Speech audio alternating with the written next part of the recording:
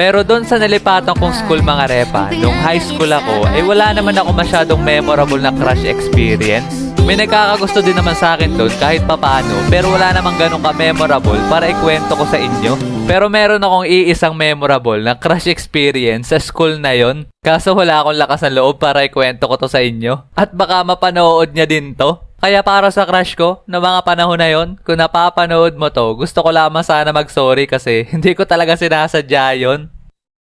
Sunod naman na ikikwento ko sa inyo mga repa ay yung mga panahon na senior high school na ako. Dito talaga ang madami akong memories. At sa tingin ko, ito din ang aking pinakang Whistler era.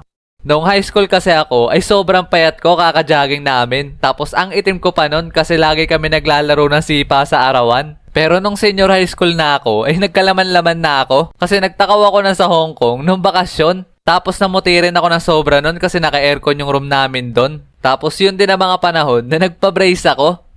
One time nga nakatambay ako mag-isa sa kantin. First day of school yun kaya wala pa akong tropa noong mga oras na yun. Ako'y mapayapa nakaupo lang nun sa ledgi habang nainom ng coke. Tapos maya-maya meron akong naririnig na mga babae na nagbuhubulungan sa gilid ko. Alam nyo ba mga repa yung pakiramdam na parang may nakatingin sa'yo? Yung para bang primal instinct natin mga tao na kahit nasa likod mo ay nararamdaman mo na may nakatingin. Tapos paglingon mo meron nga. Ganon din yung naramdaman ko na mga oras na yon mga repa. Pero sa akin, nung pagtingin ko halos 7 babae ang nakatitig sa akin.